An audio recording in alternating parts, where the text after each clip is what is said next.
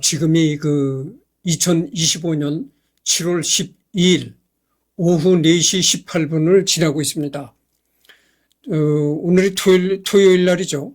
그래서 전번에 내가 예고했듯이 이 종군 기자 마거리트 히긴스에 관해서 하도록 하겠습니다. 내가 전번 시간에 잘못 얘기를 했는데요. 전번 시간에 하긴스라고 얘기를 했잖아요. 잘못 얘기를 한 겁니다. 하긴스가 아니고 정확한 이름이 이겁니다. 마거릿 히긴스. 네. 그래서 이 여자가 이제 종군 기자인데요. 전쟁터마다 이제 따라다니면서 기자 노릇을 했던 사람이죠. 여러분들 전쟁을 하게 되면 전투를 하는 병사도 많이 죽겠지만 전투를 하는 병사를 빼고서 또 많이 죽는 존재가 바로 이 종군 기자입니다. 종군 기자들이 많이 죽어요. 위험에 많이 노출이 될 수밖에 없는 거죠. 종군 기자는. 마거리트 히긴스 1922년 9월 3일에 태어나가지고 1969년 1월 3일에 세상을 떠났다 이겁니다. 역시 이제 전쟁 종군 기자 노릇을 하다가 세상을 떠난 것이죠. 미국의 사진 기자다. 제2차 세계대전과 6.25 전쟁 시기에 종군 기자로 활동한 것으로 유명하다. 이 여자가 우리나라 6.25 때도 와가지고 기자 노릇을 했던 여자입니다. 내가 이 여자를 이렇게 볼 때 참 안타까운 게 우리나라 6.25 때는 참 젊은 아가씨가 와서 이제 취재를 했는데 20대 젊은 아가씨가 얼굴에 화장을 하고 싶고 예쁜 옷을 입어보고 싶고 특히 여자란 건 더하죠. 예쁜 옷을 입어보고 싶은 욕망, 얼굴에 화장을 예쁘게 하고 싶은 욕망, 그런 욕망을 다 걷어치우고 후줄구레한 군복에다가 정말 포연이 자욱한 그런 산과 계곡을 누비면서 기자 생활을 했다. 이런 얘기입니다. 그다음에 6.25 전쟁, 뉴욕 헤럴드 트리뷴 소속 종군 기자로 1950년 6.25 전쟁 개전 초기부터 12월까지 대략 6개월간 취재 활동을 하였고 1951년 1월 미국으로 귀국하였다. 귀국 후 6개월간의 취재 활동을 바탕으로 1951년 1월 War in Korea라는 책을 출간했고 베스트셀러가 되었다. 근데 봅시다. 1922년 9월 3일에 태어나가지고 사망은 1969년 1월 3일 46살에 사망했다. 성별은 여성, 국적은 미국, 직업은 기자다. 이런 얘기입니다. 귀신 잡는 해병대 애칭 명명설 1990년대 후반부터 마거리트 히긴스 기자가 작성한 통영 상륙작전 보도 기사에 They might capture even the devil, 한국 해병대는 악마조차도 잡을 정도였다. 그러니까 이 말은 뭐냐면은 귀신 잡는 해병대라는 얘기죠. 악마도 잡을 수 있는 그런 군대였다. 표현이 존재하였고 이 표현으로부터 귀신 잡는 해병대 애칭이 유래되었다는 소리, 해병대 관련 서적과 언론 기사 등에 반복적으로 인용되기 시작하여 그 결과 정설처럼 받아들여지게 되었다. 그러니까 이 기사를 이제 근거해서 귀신 잡는 해병대라는 그런 말이 생겼다고 볼 수가 있다는 거죠. 그러나 2024년 해병대 사령부 소속 해병대 군사연구소가 뉴욕 헤럴드 트리뷴 기사 원문 전수 조사를 실시하였고 조사 결과 마거리트 히긴스 기자가 작성한 뉴욕 헤럴드 트리뷴 기사 중에서 They might capture even the devil 혹은 라는 표현이 들어간 기사는 존재하지 않는 것으로 밝혀져 귀신 잡는 해병대 애칭의 마거리트 히긴스 기사 유래설은 완전히 낭설로 판명되었다. 그래서 그 귀신 잡는 해병대라는 그 말이 이 여자 기사로 인해서 생겨났는가, 이것을 정밀 조사를 했다는 거죠. 뉴욕 헤럴드 트리뷴 그 신문사가 정밀 조사를 해봤는데 그거는 잘못된 낭설이라는 거죠. 이 여자 기사 때문에 귀신 잡는 해병대라는 말이 생겨난 것은 아니다. 이렇게 이제 결론이 내려졌다는 겁니다. 또한 이와 더불어 마거리트 히긴스 기자는 통영 상륙작전과 관련된 일반적인 전황보도 기사 및 대한민국 해병대와 관련된 어떠한 기사도 작성하지 않은 것으로 밝혀졌다.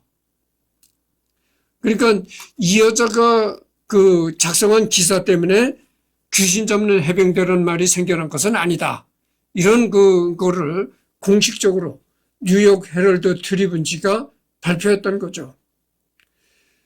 뉴욕 헤럴드 트리뷴 기사 원문 전수조사 결과에 따라 해병대에서도 공식 블로그, 페이스북 등 SNS 콘텐츠에서 귀신 잡는 해병대 애칭의 마거리트 히긴스 기사 유래서를 2024년 7월 삭제하였으며 통영시가 관리 주체인 해병대 통영 상륙작전 기념관도 2024년 6월 마거리트 히긴스 관련 전시물 철거를 완료했다. 그 외에 마거리트 히긴스 기사 유래설이 포함된 SNS 콘텐츠를 게시하였던 해군 국방부 등 국가보훈부, 외교부, 인사혁신처, 한국우편사업진흥원, 경상남도 통영시, 창원시, 평택시 등 지방자치단체 포함 정부기관들이 관련 SNS 콘텐츠를 2024년 6월과 7월에 걸쳐 비공개 혹은 정정 작업을 완료했다. 그래서 이런 잘못된 그런 것 때문에 마거리트 히긴스 때문에 그 귀신 잡는 해병대라는 말이 생겼다. 이런 잘못된 그 설 때문에 모든 우리나라 해군, 국방부, 뭐 전쟁기념관, 국가보훈부, 외교부, 인사혁신처, 뭐 여러 그 국가기관, 또 지방자치단체, 통영시, 창원시, 평택시 등 지방자치단체에서도 모든 그 잘못된 SNS에 올렸던 콘텐츠를 정정하기 이르렀다. 이런 얘기입니다. 폴리처상 수상작. 국내에서는 6.25 전쟁 6개월간의 추지기를 종합하여 1951년 발간한 비망록 War in Korea를 통해 폴리처상을 수상한 것으로 알려졌으나 실제로는 인천 상륙작전을 취재하여 뉴욕 헤럴드 트리뷴 9월 18일자에 게재된 기사를 통해 폴리처상을 수상했다. 그러니까 이것도 잘못됐다는 겁니다. 그 마거릿 히긴스가 워인 코리아라는 걸 통해서 폴리처상을 받았던 것이 아니고 인천 상륙작전을 보도했던 그것 때문에 폴리처상을 받았다는 것이죠. 이것은 그 인천 상륙작전이 행해질 당시에 월미도의 사진인 겁니다.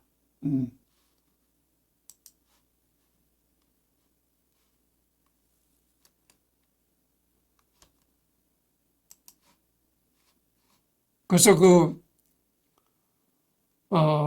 이 여자가 폴리처상을 받은 것은 War in Korea라는 걸 통해서 폴리처상을 받은 것이 아니고 인천 상륙작전을 취재한 그런 그 공로로 폴리처상을 받았다, 이런 얘기죠.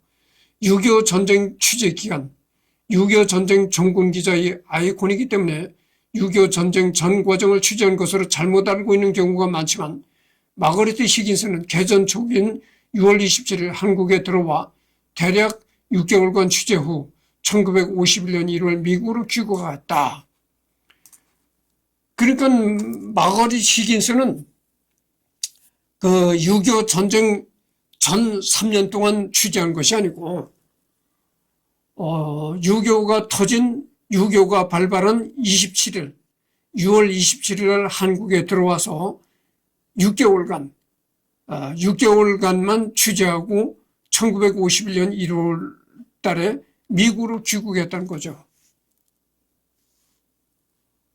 퓰리처상, 한국 전쟁에서 종군 기자로 활약하면서 여성 최초로 퓰리처상을 수상하였다.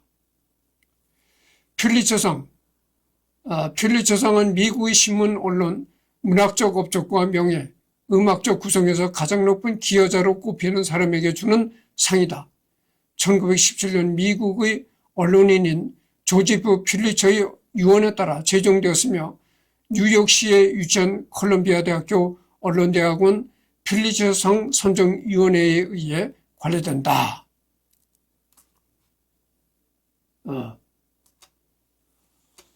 그래서 이 여자가 받은 상은 이제 퓰리처상이 있고, 그 다음에가 수교훈장, 홍인장을 받았다는 거죠. 수교훈장, 홍인장을 받았다는 겁니다.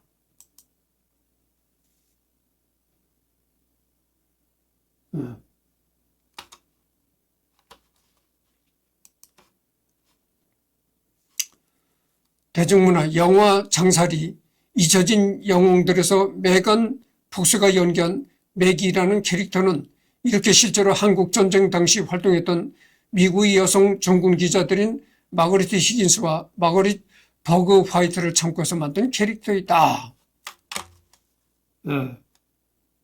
그래서 뭐 여기 나온 자료는 짧습니다. 아주 짧고 좀 더 이제 다른 거를 한번 봐야 되겠습니다.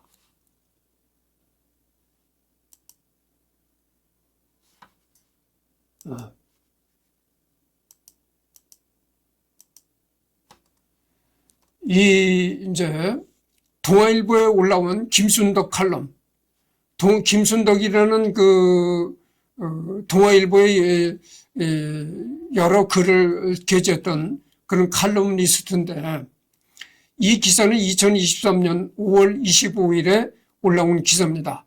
6.25 종군 여기자의 위침, 한국은 자명종이다.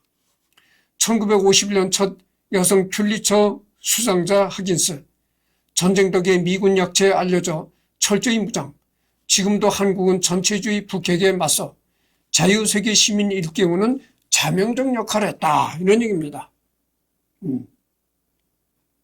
그래서 아까도 얘기를 했지만 20대 여자라면 참 꽃다운 나이고, 20대라면 그때 한창 이제 얼굴에 화장하고 싶고 예쁜 옷을 입고 싶고 이런 여자의 욕망을 억누르고 허름한 군복에 그 포연이 자욱한 전쟁터를 누비면서 취재했던 기자다. 이런 얘기입니다. 이달 초 발표된 2023년 퓰리처상은 단연 러시아의 우크라이나 침공 보도에 모아졌다. 러시아의 민간인 학살을 고발한 AP 사진팀이 대상적인 공공서비스 부분상을 수상했다.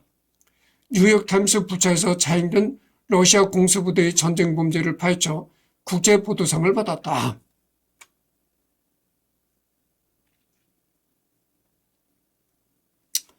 (6.25) 전쟁 중이던 1951년 퓰리처 상의 관심은 한반도였다. 국제보도상 수상자 6명 모두 한국전쟁을 보도한 기자들이다. 그중 뉴욕 헤럴드 트리뷴의 도쿄 특파원 마거릿 히긴스는 6.25 발발 이틀 후 서울로 날아와 한강철교 폭파부터 인천 상륙작전, 장진호 철수 등 숱한 특종 기사를 쓴 당시 31세의 유일한 종군 여기자이자 첫 여성 퓰리처상 수상자였다. 그러니까 20대가 아니고 31세 때네요. 31살 때였습니다.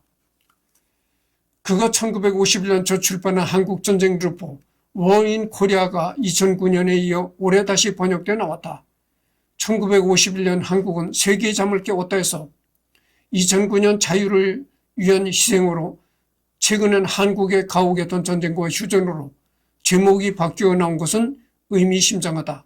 히긴스가 1951년부터 1954년까지 7차례나 한국을 오가며 만났던 더글라스 맥아더 장군, 해리 트루먼 미국 대통령, 이승만 대통령 등의 인터뷰가 덧붙여지면서 제목이 달라진 것이다. 이 여자는 1951년부터 1954년까지 7차례나 한국을 오가면서 이제 더글라스 맥아더 장군 인터뷰를 했고, 트루먼 미국 대통령을 인터뷰를 했고, 이승만 대통령까지 인터뷰를 했다. 이런 얘기입니다. 6.25 전쟁에 대해서는 한국인이라면 대체로 알 만큼 안다고 생각하기 십상이다.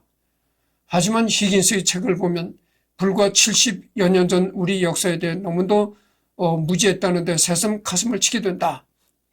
윤석열 대통령은 4월 방미 때 미 의회 연설에서 한국전쟁 참전 용사들과 자식과 남편 그리고 형제를 태평양 넘어 한 번도 가본 적 없는 나라의 자유를 지키기 위해 기꺼이 보내준 미국의 어머니들과 미국 정부와 국민들에게 깊은 경의를 표합니다. 라고 감사히 인사를 했다. 그러나 미국도 처음부터 그랬던 것은 아니었다. 히긴스는 미국은 이 전투를 사전 준비 없이 시작했다. 그리고 오늘 허겁지겁 땅을 파서 만든 무덤들은 적을 과소평가한 대가가 얼마나 끔찍한 것인지를 증언해주고 있다고 썼다. 일본에서 점령군으로 편히 지내다 한국에 파견된 스미스 특수 임무부대 대원 다수가 총기 조립조차 할 줄 모르고 애꿎게 죽어갔다.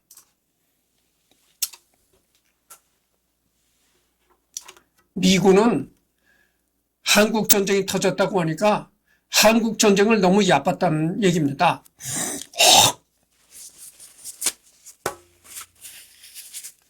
한국을 공격한 북한군은 미군만 봐도 도망갈 것이다. 이렇게 너무나 안이한 생각을 갖고 일본에 주둔하고 있던 스미스 부대가 이제 한국에 처음으로 파견된 것이죠. 이 스미스 부대가 총기 이 조립조차 못했다는 거죠. 분해 조립을 하잖아요. 군대에 가면 이제 분해 조립 연습을 하는데 그런 엉망이었다는 거죠. 그 일본에서 편히 놀면서 이제 맨날 참 세워라 내워라 하던 군대였었다 이거죠. 그러다가 한국으로 와가지고 처음으로 부딪힌 게 이제 미군과 북한군이 처음으로 부딪힌 전투가 오산전투였다. 거기서 북한군한테 깨지고 말았다. 이런 얘기죠. 히긴스는 반역자 소리까지 들으면서 이런 현상을 기사로 써보냈다. 그래야 병력과 무기가 신속히 지원된다고 믿었기 때문이다. 미국이 달라진 것은 군기가 살아나면서부터였다. 이렇게 미군은 너무나 안이하게 생각했다. 미군은 너무나 허접한 군대였다. 이것을 히긴스가 보도했다는 거죠. 그래서 히긴스는 반역자 소리까지 들어가면서 사실을 그대로 보도를 했다. 이런 얘기입니다. 7월 29일 미 8군 월턴 워커 사령관이 낙동강 전선에서 죽음을 각오하고 지키라는 사수 명령을 내리면서 전선은 지켜졌고 우리가 알고 있는 미국으로 돌아오는 것은 감동적이다. 히긴스가 알려주는 두 번째 교훈은 공산주의자와의 타협은 무용지물이고 국익은 냉정하다라는 것이다. 이승만 대통령이 히긴스와의 인터뷰에서 공산주의자들에겐 타협이라는 시간을 벌기 위한 수단이자 속임수라는 것을 미국도 알아야 한다고 강조한 건 지금도 유효하다. 이승만 대통령이 히긴스와의 인터뷰에서 뭐라고 했냐면은 공산주의자들과의 타협이라는 건 있을 수가 없다. 공산주의자들과의 타협이라는 것은 그들에게 시간을 벌어주는 역할뿐이 되는 게 없다. 이렇게 얘기했다는 거죠. 그걸 히긴스가 이제 보도했다는 겁니다. 북한과의 핵폐기 협상 30년이 결국 사기로 끝났다는 것을 우리는 안다. 북한과의 핵폐기를 위해서 얼마나 미국이 북한과의 협상을 공을 들였습니까? 30년 동안 공을 들였으나 다 그 허사로 돌아갔다. 좌파 정권들이 모르고 당했는지 알고도 속았는지 궁금할 뿐이다.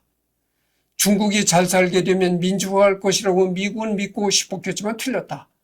한국에 가오겠던 전쟁과 휴전이라는 책 제목이 말해주던 미국이 중국과 이렇게 외교를 맺으면서 미국이 뭐라고 생각했습니까? 중국이 미국과 수교를 하고 경제적으로 잘 살게 되면은 반미 태도를 버리고 친미 국가가 될 것이다.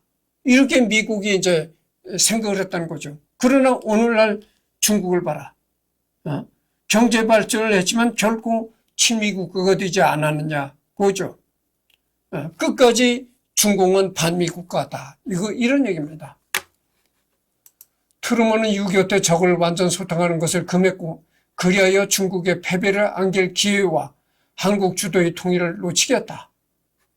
트루먼은 6.25 때 적을 완전히 소탕하는 것을 금했고 그리하여 중국의 패배를 안길 기회와 한국 주도의 통일을 놓치겠다.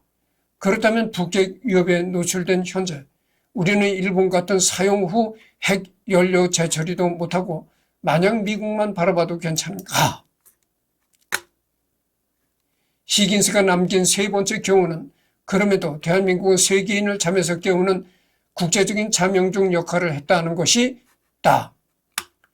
6.25 전쟁 때는 물론이고 지금도 우리나라는 핵을 지닌 북한과 머리를 맞대고 자유세계와 전체주의 세계를 각각 대표하는 체제로서 자유시민을 일깨우는 자명종 역할을 하고 있다고 해도 과언이 아니다. 72여 년 전에는 소련이 공산주의 헤게모니를 쥐고 있었지만 현재는 중국 공산당이 세계 지배를 노리고 있다. 아직도 이승만 대통령을 내란 수괴로 믿는 시대착오적 세력이 존재하는 우리나라는 좋든 싫든 참 독특한 K 모델이다. 군기가 살아나자 6.25 때 미군은 일어났다. 시민 정신이든 용기든 애국심이든 북이 도발할 경우 무기를 들고 나설 결계든 우리 국민이 정신이 살아나야 자명종도 울릴 수 있다. 이런 얘기입니다. 어쨌든 이승만이가 독재자다 어째다 하지만 어쨌든 이승만이는 그 6.25 공산 세력을 세계 만방에 알리고 그래서 외교적으로 막아낸 인물이다 이런 얘기입니다. 그래서 하여튼 히긴스 6.25 전쟁을 보도했던 마거릿 히긴스에 관해서 이제 얘기를 했는데요. 이 여자가 그 월남 전쟁도 가서 이제 그 종군 기자 노릇을 했거든요. 아마 그 월남전을 취재하다가 내가 죽은 것으로 내가 그렇게 알고 있습니다. 그래서 하여튼 이 전쟁터를 누비다가 세상을 떠났다. 이런 얘기를 합니다. 그래서 아까도 얘기했지만 31라면 어떻게 됩니까? 31라면 참 아까도 얘기했지만 한창 화장하고 멋을 내고 좋은 예쁜 옷을 입고 이런 그 욕망이 있을 그런 나이인데 그런 욕망을 다 억누르고 아주 허접한 군복에다가 참 산계곡 거친 그런 그 환경을 누비면서 기자를 했던 그런 여자입니다. 그래서 오늘은 마거릿 히긴스에 관해서 얘기를 했는데요. 이 여자에 관한 자료는 그렇게 많지 않습니다. 그래서 처음이자 마지막으로 끝났습니다. 내일도 일요일 날이죠. 내일은 또 다른 인물을 선정해서 하도록 하겠습니다.